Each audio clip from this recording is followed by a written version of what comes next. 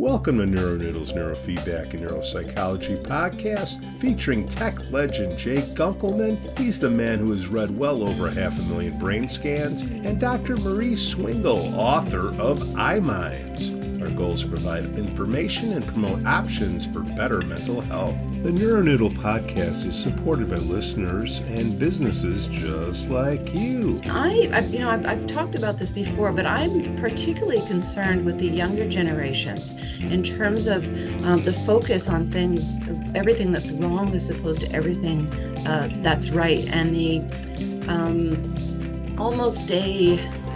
I'm being very careful about my phraseology because I really don't want to be You're on the wrong podcast.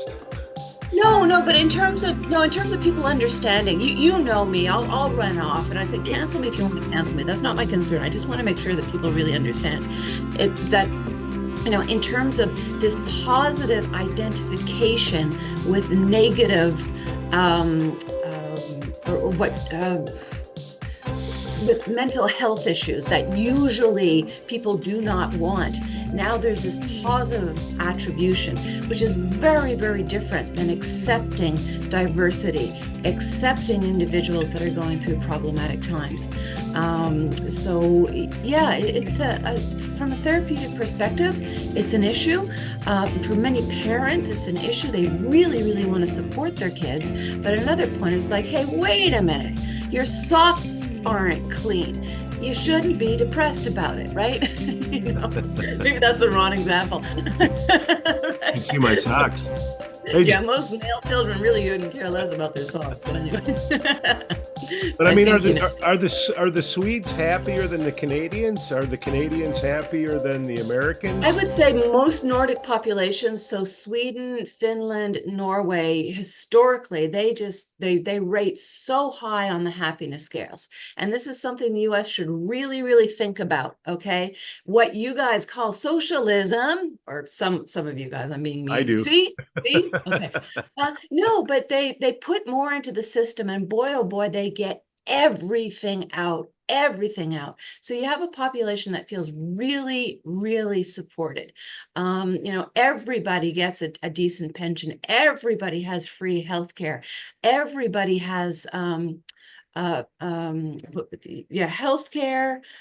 pensions, and school, free post-secondary education. Like if you've got the brains, you're going to university. If you have an ailment, whether it's a heart condition or whatnot, you're going to a doctor. But do you pay for it in your taxes? You bet. But the population is happier and indifferent to what the Americans are so afraid of. People have not lost their free will. They have not lost their liberties. So I think the U.S. should look a little further to other countries, and kind of keep an open mind and an open heart to other systems. Gee, you mean the 33 of the 34 advanced countries that have actually figured out universal health care? Yeah. It's not impossible? Yeah, something like that. Now, there are countries that are doing it better than other countries. Yeah, of course. Bureaucracy can end up being done badly, but shared risk pools are how you end up with affordability for everything. So yeah, definitely. Yeah. Does Sweden have labels like in the United States as far as stigmatism or anything like that? I think the world is in an equal place in that regard. It's all the same. Okay. Yeah, and I mean they're having the exact same issues with increases in ADHD due to kids not playing outside, et cetera, et cetera. But again, there's a strong cultural component in terms of kicking your kids out of the house. There's a very, very famous Swedish expression: is there's no such thing as bad weather, only bad clothing. Right. So, in terms of if it's raining, you don't stay inside, you put on a raincoat or, they have extensive winter sports. But it's not, again, I'd like to loop in most of Europe, they're having some of the same issues. increases in mental health or diagnosed mental health. And some of the questions are, is this because we're paying attention and we're more capable of diagnosing people? Is this because more people are actually having these ailments?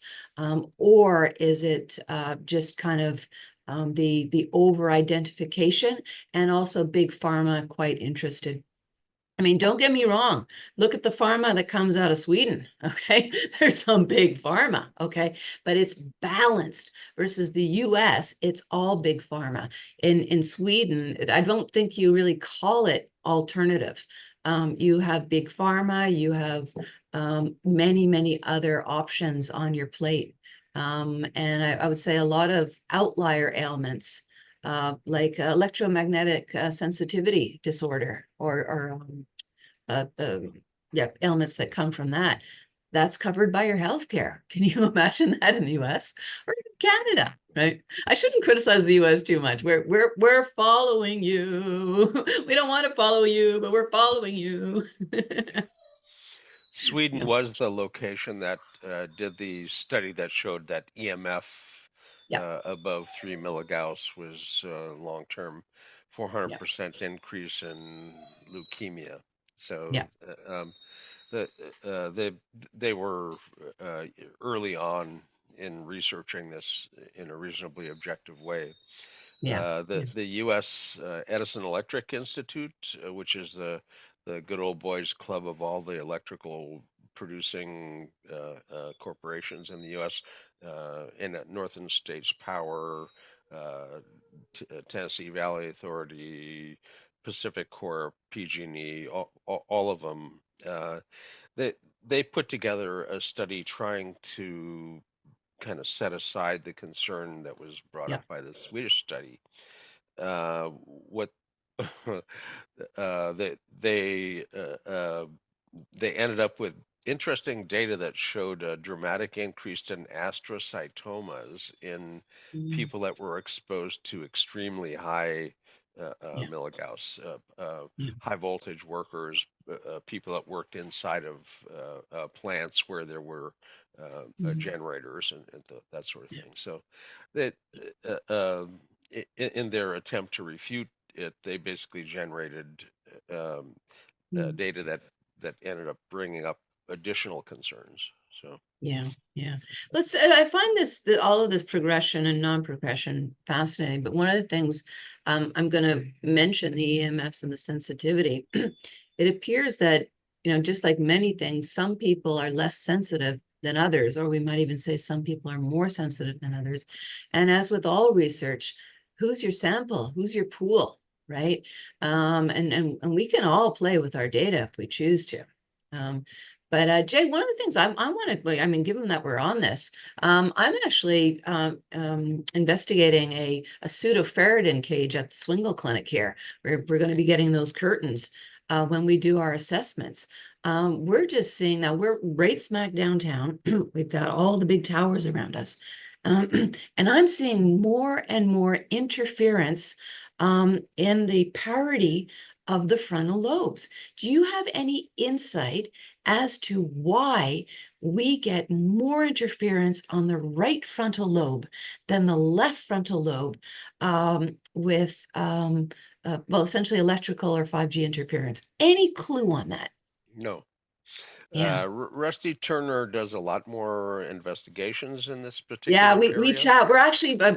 punch out. We're actually presenting together. We presented AAPB and Yeah. ISNR, so we're on it. But yeah, In a very odd way, I was the first one in front of the California Energy Commission discussing EMF emissions from power lines, yeah, requesting them to bury a power line through town instead of putting it overhead. And mhm, they indicated that there were no standards, and they asked me to propose a standard. And hmm, I had a Gauss meter, and I said, if you stand over top of a buried power line, mm, you get about 3 milligauss, which is what the Swedish study showed, if yeah, you hold it at testicular height.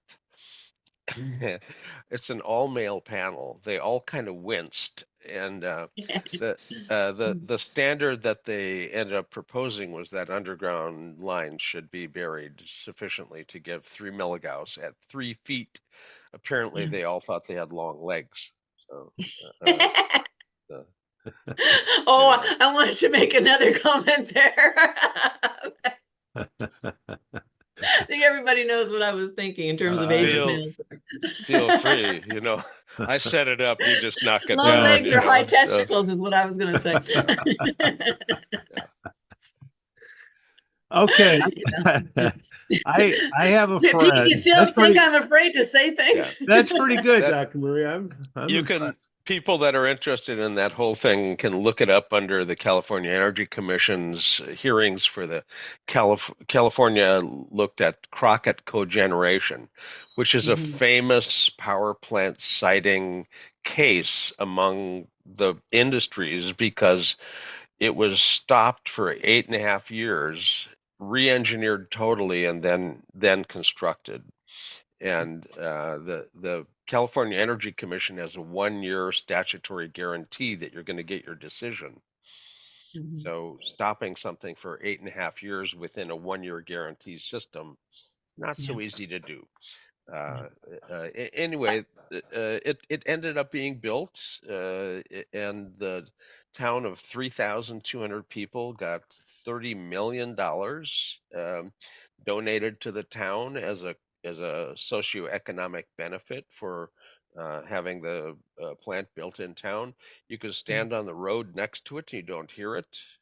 It was sited behind some storage elevators. You don't really have a visible view of it.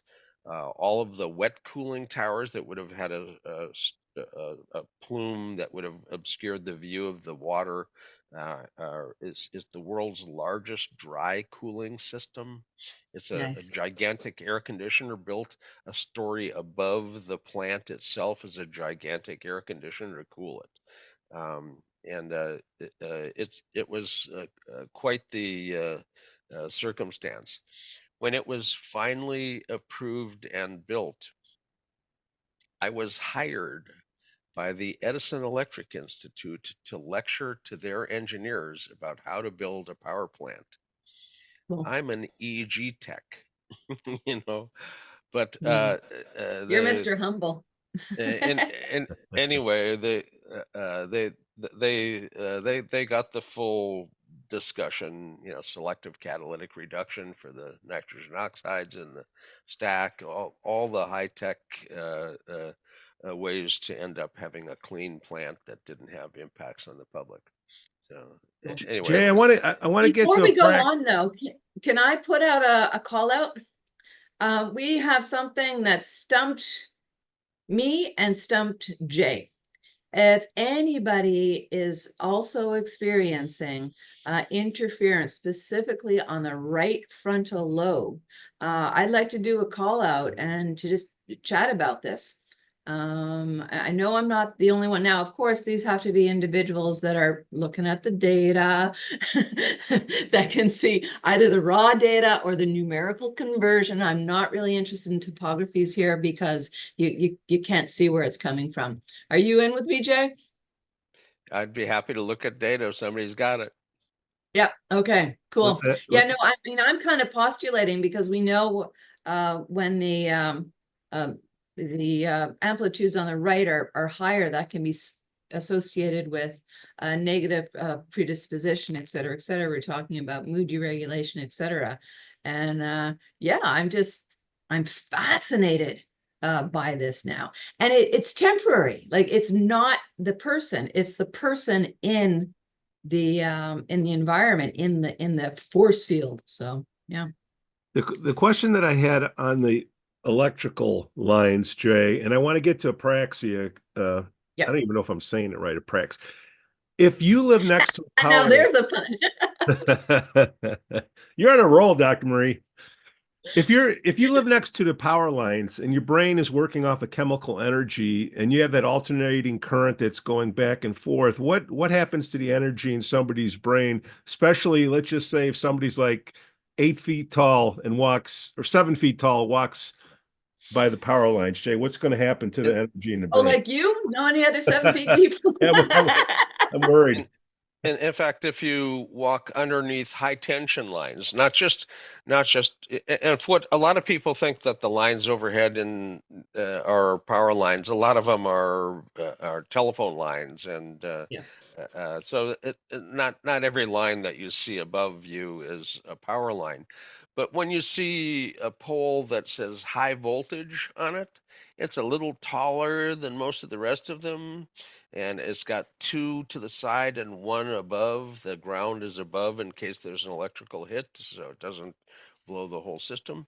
Anyway, when you see one of those, if you pulled out your little Gauss meter that you happen to be carrying around in your pocket, you'd see about 150 milligauss. Now, it's not enough to stand up the hair on your arm. You can get that kind of an effect if you go underneath some of the TV towers or radio towers. You get enough static electricity because of their broadcast that you can actually stand up here on your arm and get kind of jittery.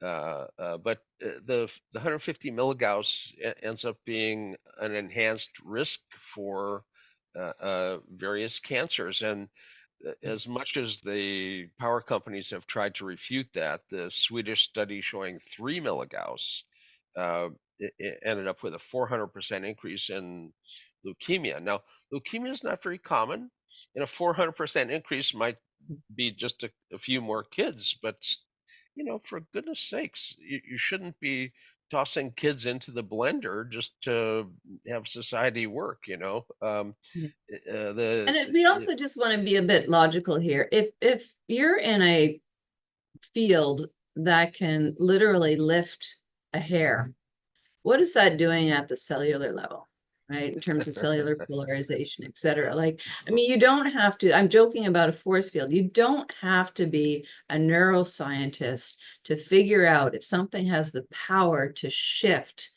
that it's doing other things in the body, right? Oh yeah. Well, On a global level. yeah. We are energetic beings, and we don't stop at our skin.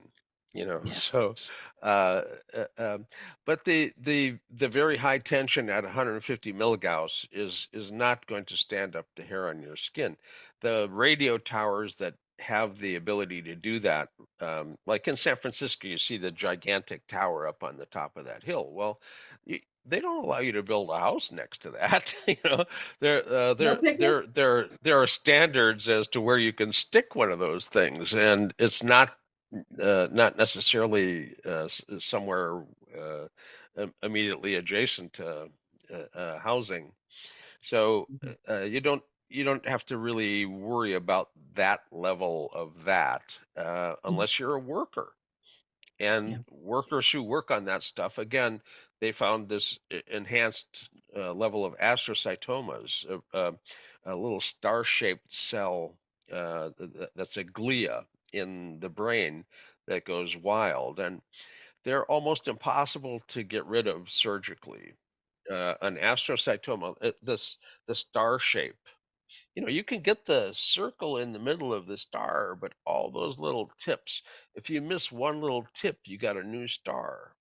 So, they're surgically, if they're going to go for them, they don't just try to take a little bit. They say, well, there's a star in that chunk. We'll take the whole piece.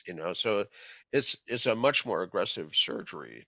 And brain surgery, taking out big chunks, takes out pieces. Not everybody comes out as they were when they went in with brain surgery. So you're Um, saying that if you're doing an EEG, there be something a little bit greater than a 60 hertz artifact if you're next to the power line. What would that look like, Jay? yeah, well, 60 hertz is easy to get rid of, though.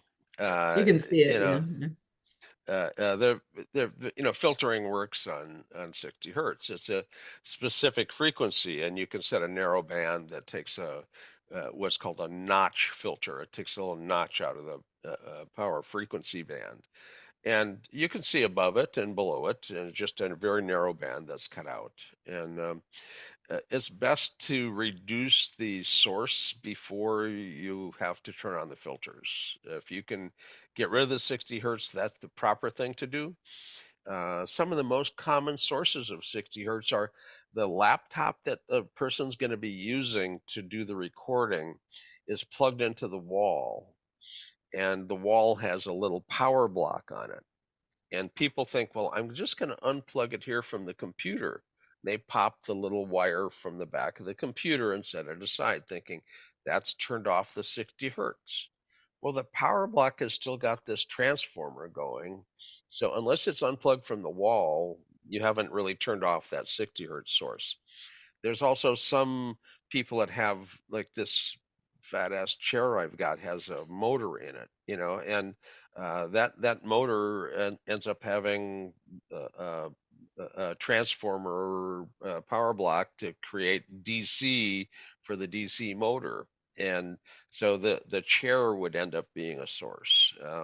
But you don't necessarily have a double wide chair, but I have seen power reclining chairs in offices, and you have to unplug that from the wall, not not some little. Would that cage that Dr. Marie has block all that stuff out? Oh, I don't If have it's it yet. I'm thinking about if it. it's Oh, would if it? it's designed reasonably well, yes. A Faraday cage does a good job of blocking. An example of a Faraday cage: you have a microwave at home, don't you? Yep. You ever look at the door, the window on the door?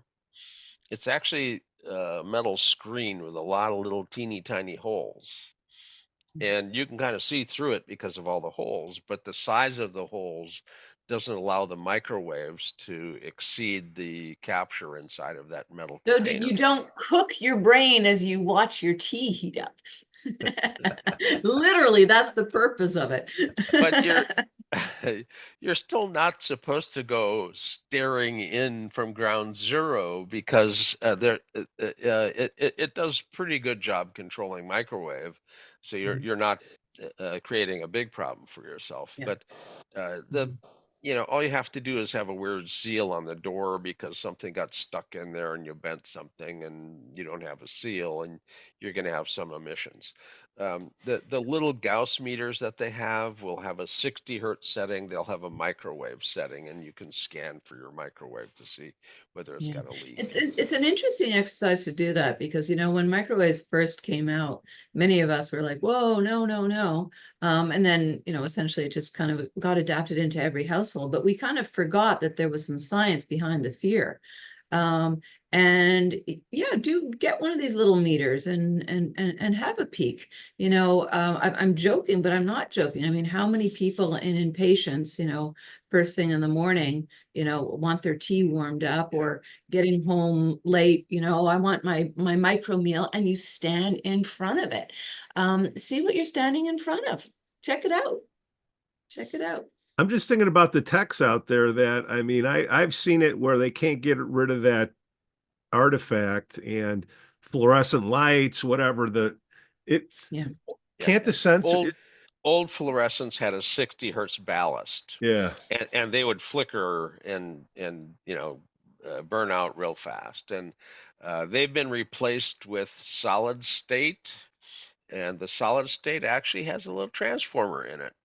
And now the fluorescents are being replaced by LED, and the LEDs have a little transformer in it to make the LED flash at an appropriate frequency, so that you don't see the flicker. If I had a little rheostat to control the frequency of the flash of a bulb, and I turned it up and up and up and up and up at about 30 hertz, you'd think it's on solidly. There's no flicker anymore. Now, for some people with a really fast background alpha, they don't have a flicker fusion at 30, it's faster. They have a higher resolution, so they still are seeing the flicker at a higher frequency. If they have a really slow alpha, it'll fuse below 30.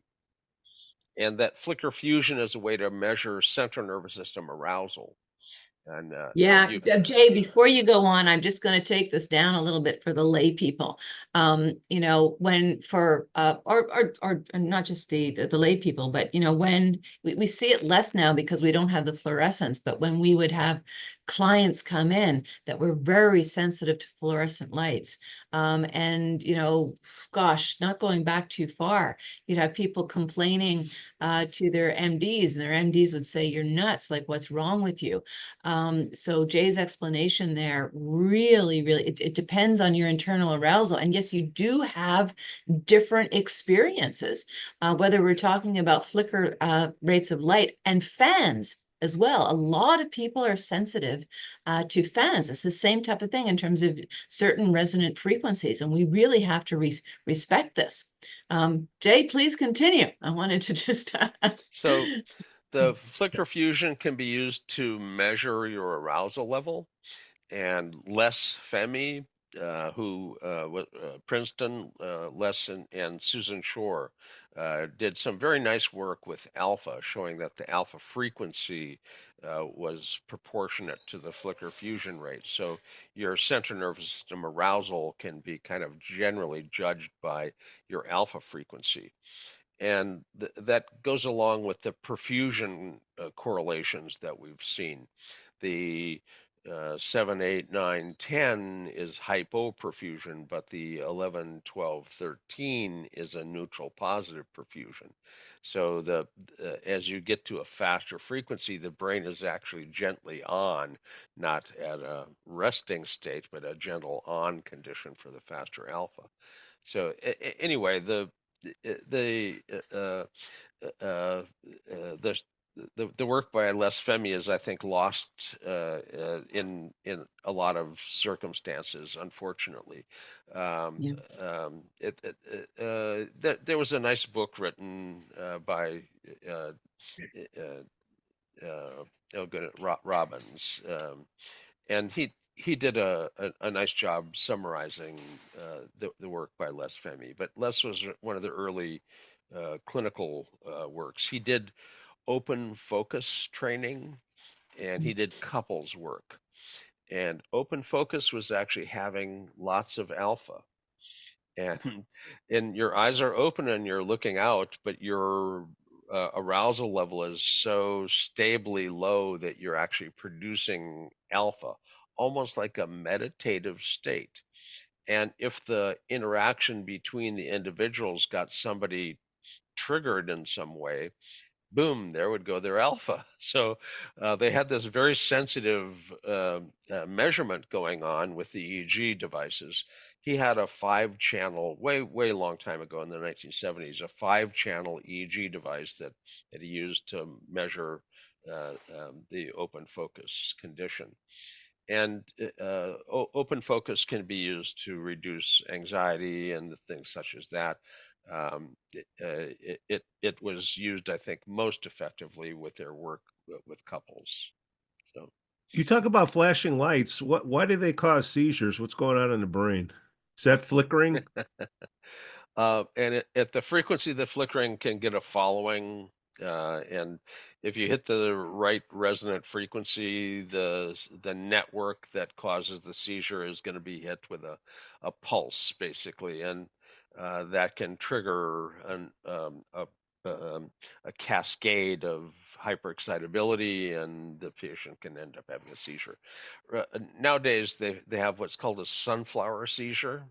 The kids move their fingers like a flicker, and like a sun behind it, and they flicker, or a bright light behind it, and they flicker.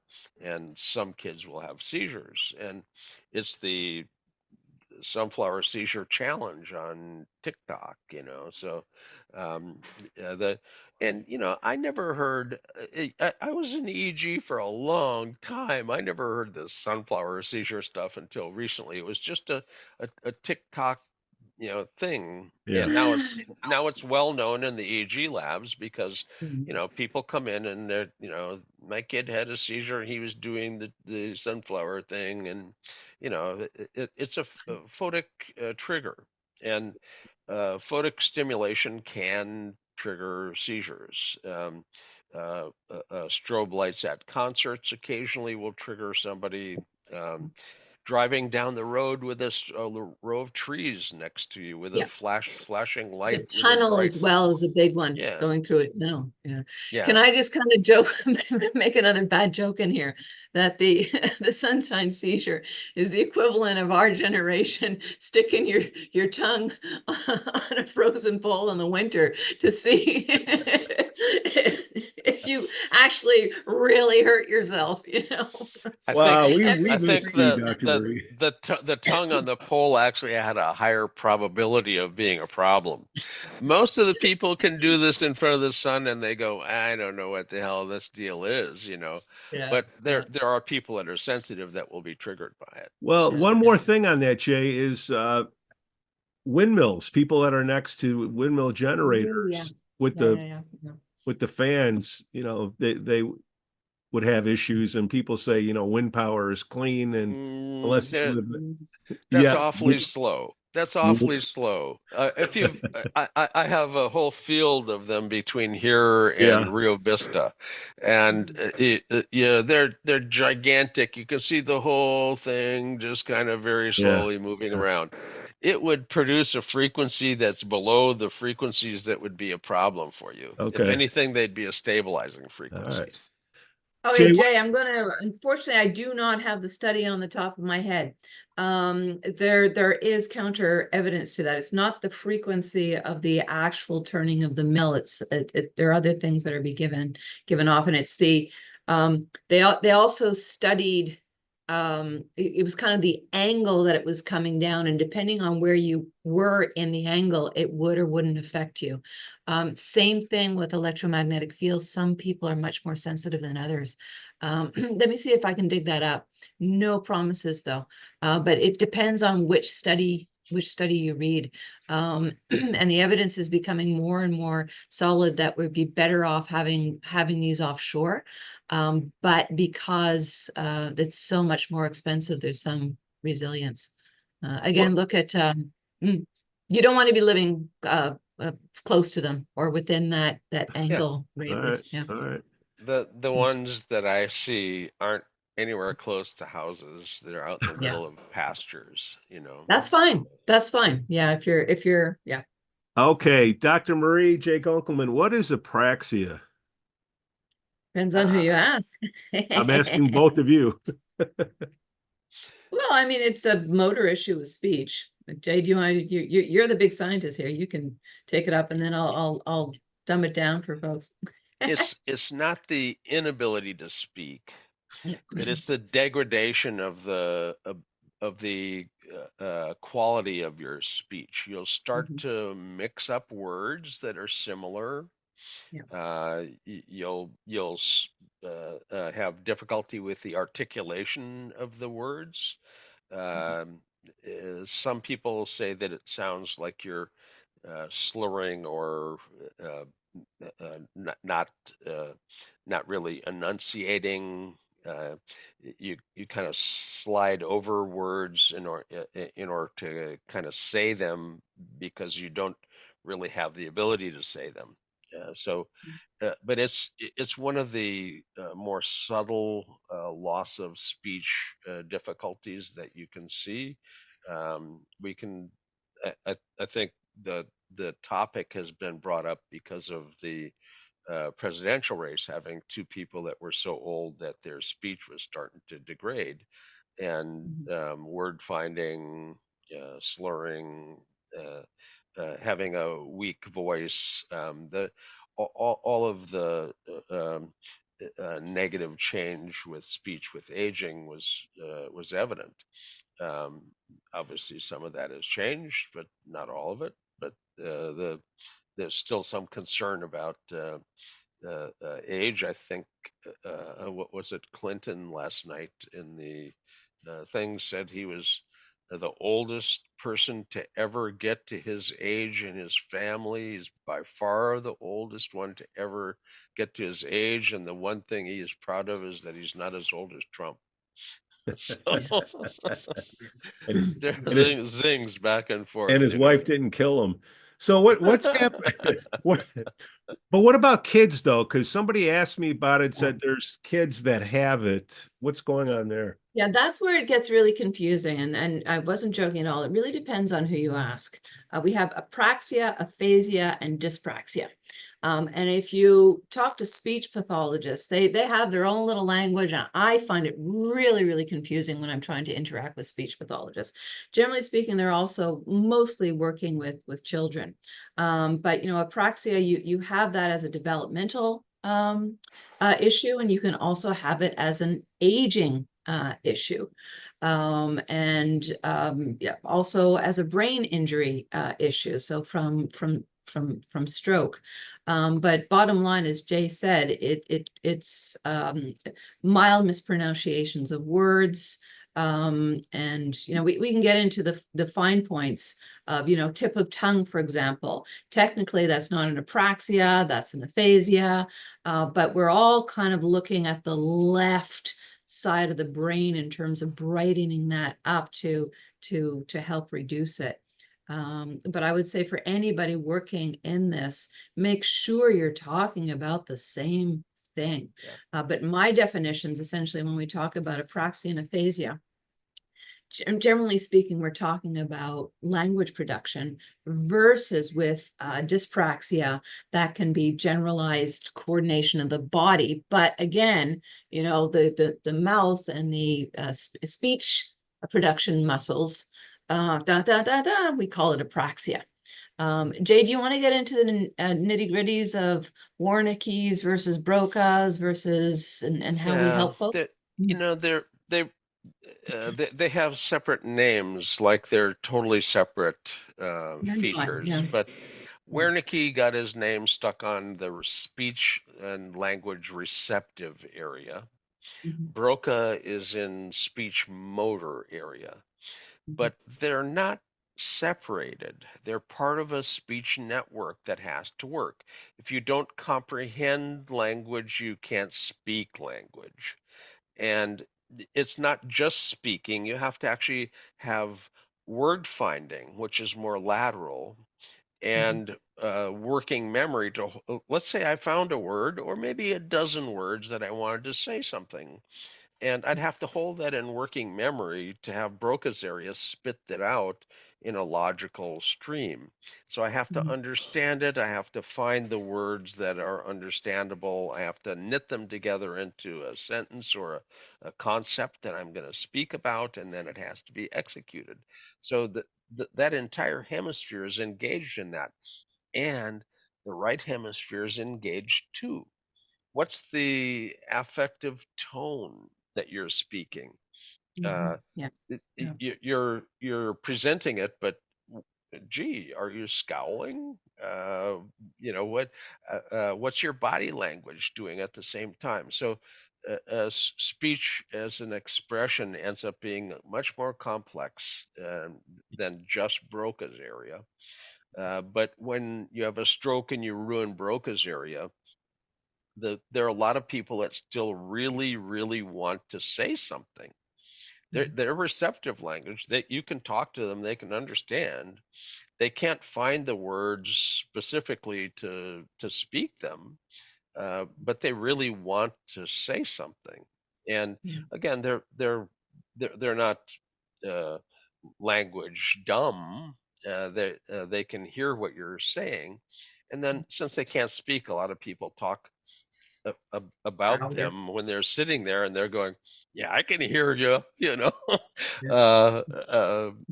but you end up having others who can speak, but it's word salad.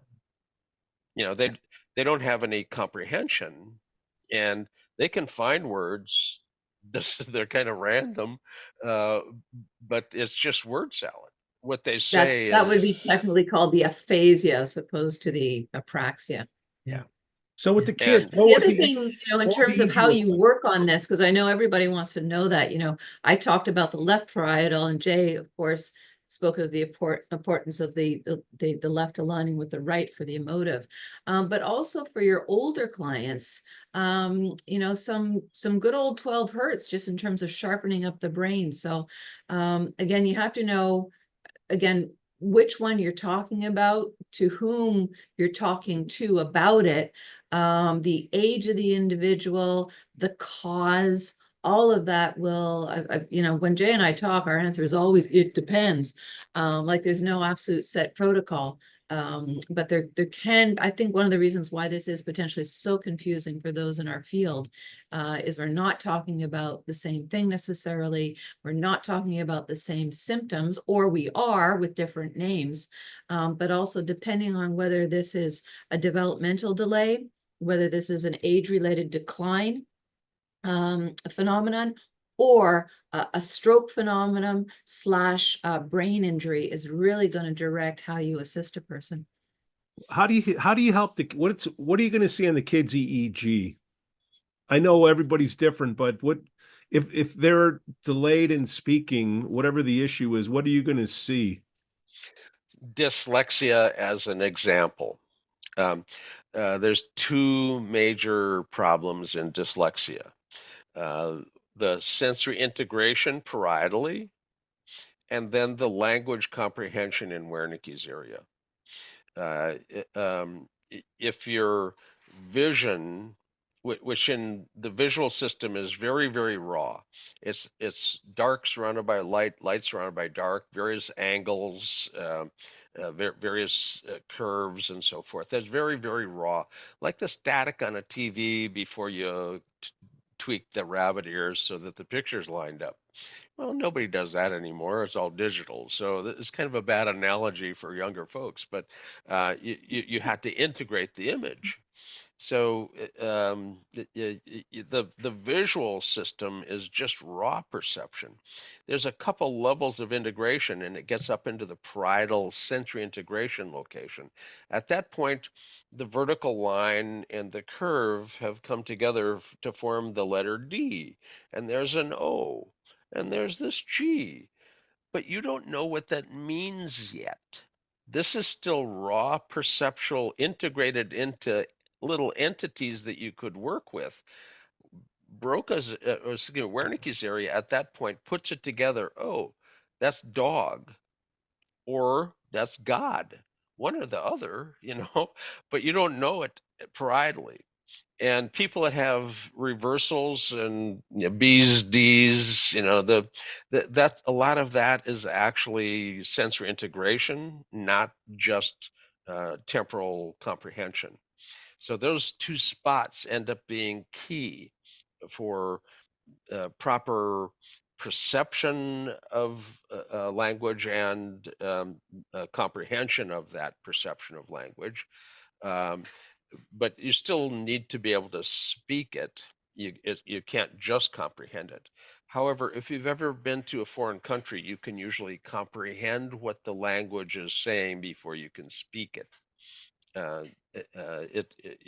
You'll get that experience if you do enough travel. I'm going to jump in and cause trouble. I think dyslexia is massively overdiagnosed. If you look at how we pretend to be children, we do letter reversal. Okay. A lot of this is just quote unquote natural development as we integrate different parts of the brain, et cetera, and develop. But the other is the arbitrary nature of language. Okay. And before we yell out dyslexia, we have to look at tracking, okay, and versus phonetic reading. We teach phonetic reading. I think it was a fantastic marketing ploy in the US, but English is not completely a phonetic language. There's an argument that French is, there's an argument that Italian is, but English is not purely a phonetic language, and kids get very, very confused. So having them learn language phonetically, a lot of kids get absolutely blocked, and then they get diagnosed with dyslexia. If you take these children, I call it a tracking method. That's my name for it. Give me credit if you want. But all you do is literally have the child focus on the letters, not the sounds of the letters, so that they start to see the letters. Okay.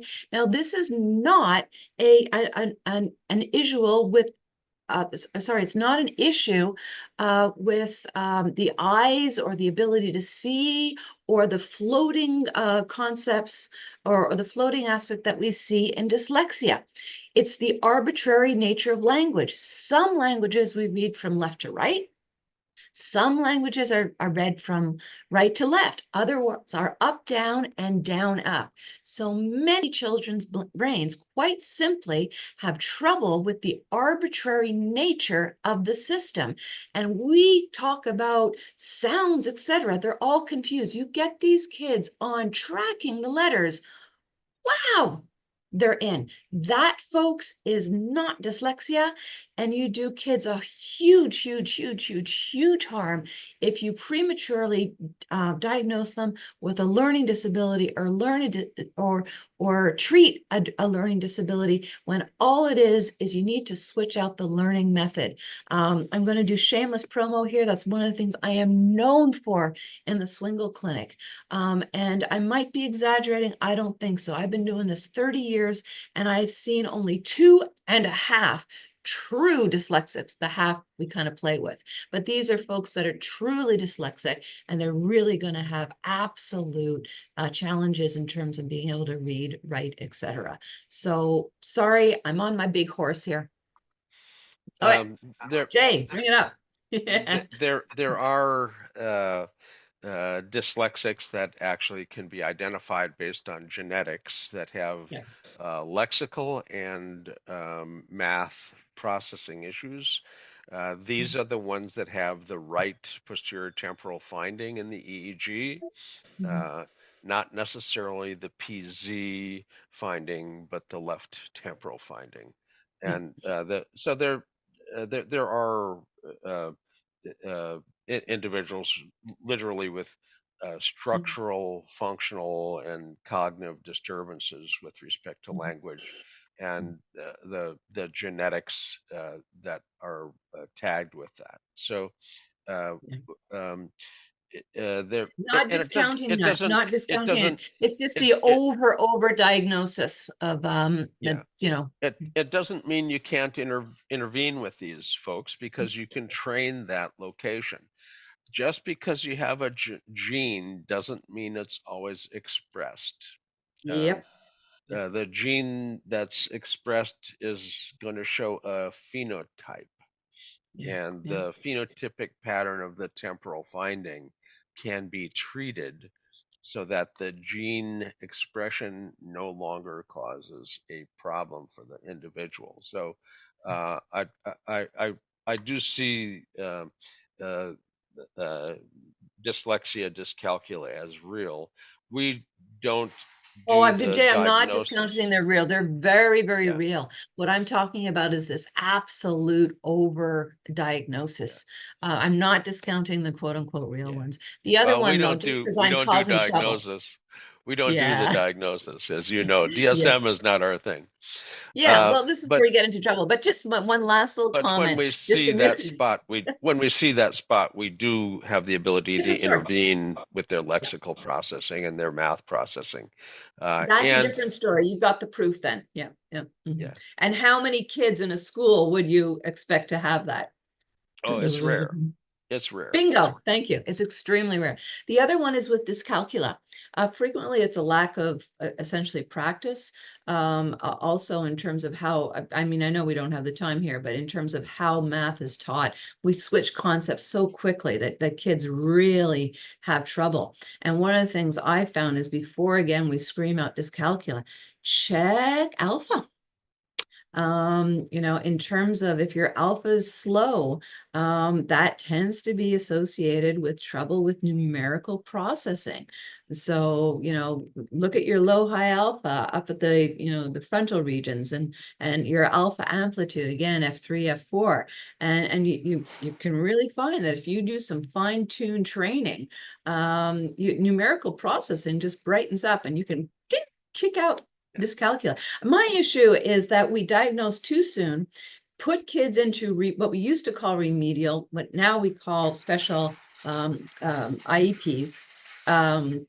And we actually create a learning disability or manufacture a learning disability, as opposed to looking in the brain, which all of us as neurotherapists have this beautiful, beautiful lens into, just tuning a little bit, and you can kick out all of these labels and really, really help a child go through their education smoothly without identifying with learning disabilities and without being held back. Now, nothing wrong with a learning disability if you really have it. And there's a lot that can be done if you really have it. So as Jay said, if you've got that parietal marker, yeah, okay. But I just see so many, I don't want to say tragedies, but we limit the potential of these kids by prematurely diagnosing when they just have a little blip in learning style or a missed learning phase. Sorry, Jay, I'm interrupting Okay. too much today. No. The dog was about to jump up, and I have to brace myself. He's 100 pounds, and when he hits you upside the ribs, you got to be ready for it, you know. Well, So. Sky knows when it's time. Dr. Marie Swingle, Jay Gunkelman.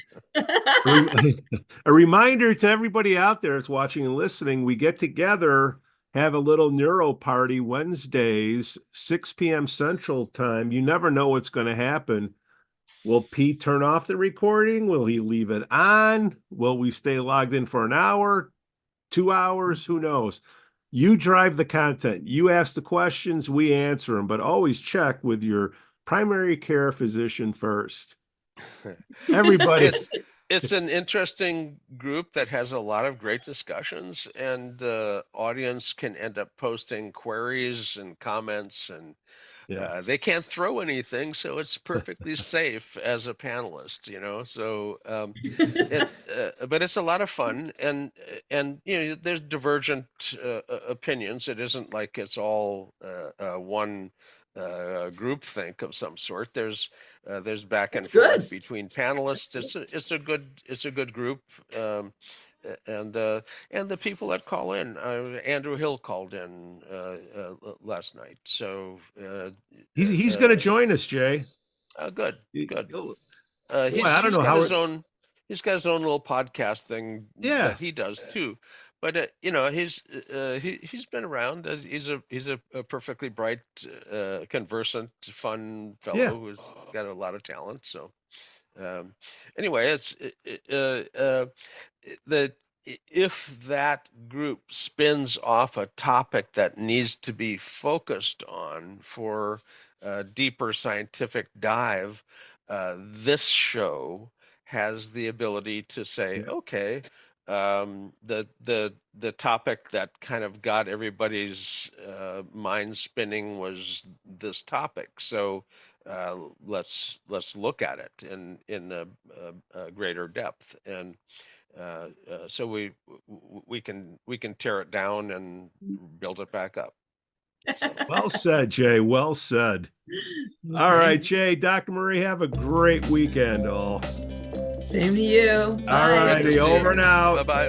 The NeuroNoodle Podcast is supported by listeners and businesses just like you.